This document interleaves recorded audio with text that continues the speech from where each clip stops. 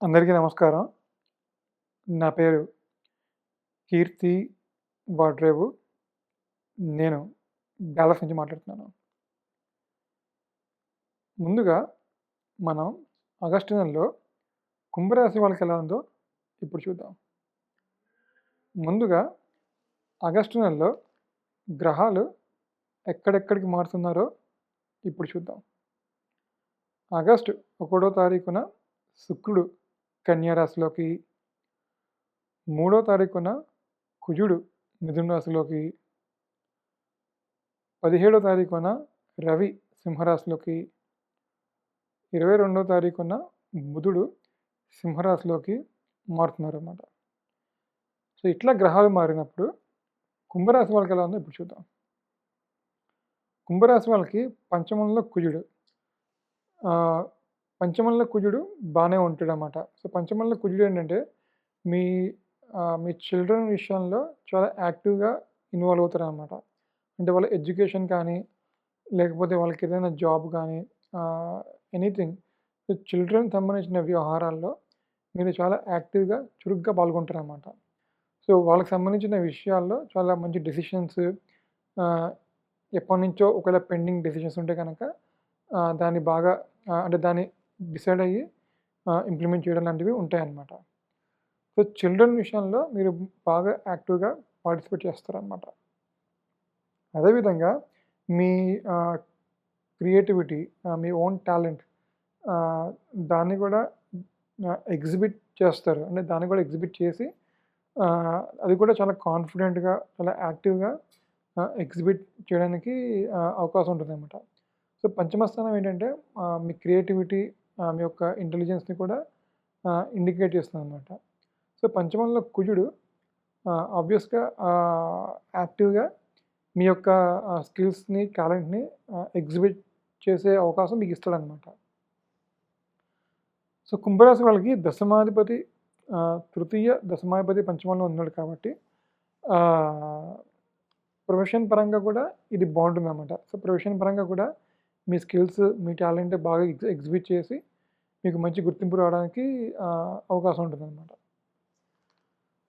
So కుంభరాశి వాళ్ళకి కుజుడు బాగానే యోగిస్తున్నాడు ఈ ఆగస్టు నెలలో.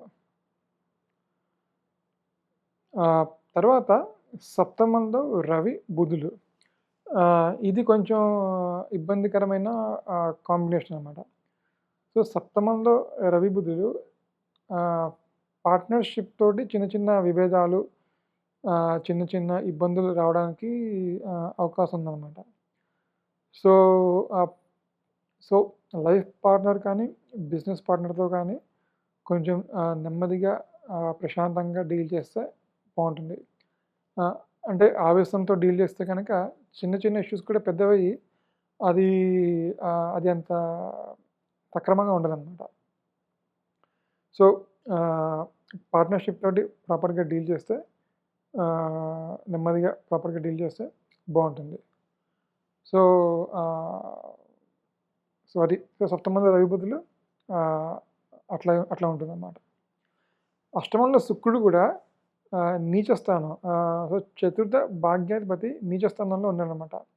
సో సో బేసికల్‌గా కుంభరాశి వాళ్ళు ఆ పార్ట్నర్‌షిప్ విషయాల్లో జాగ్రత్తగా ఉండాలి ఈ నెలంతా.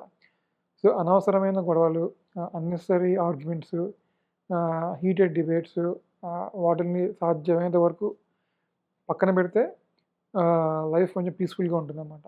సో చిన్న చిన్న ఇష్యూస్‌ని కూడా పెద్దది చేసి అది డిస్కషన్స్ దాకా తీసుకెళ్తే కనుక అది అంత అంత గొప్పగా ఏమి ఉండదన్నమాట. సో అష్టమంలో శుక్రుడు నీచ శుక్రుడు కాబట్టి అలాగే ఉంటుంది. సప్తమంలో రవి బుధులు కూడా కాబట్టి అది అలాగే ఉంటుందన్నమాట. సో పార్ట్నర్‌షిప్ విషయాల్లో మాత్రం ఇదర్ వైఫ్ ఆర్ హస్బెండ్ కుంభరాశి వాళ్ళు జాగ్రత్తగా ఉంటే మంచిదన్నమాట.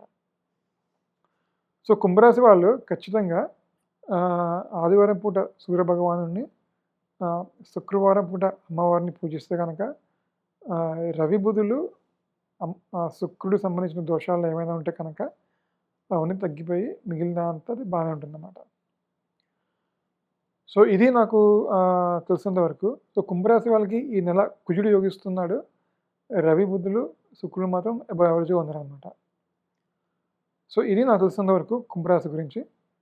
మళ్ళీ ఇంకో వీడియోతో ఇంకో రాశి గురించి మళ్ళీ కలుద్దాం. అంతవరకు థ్యాంక్ యూ.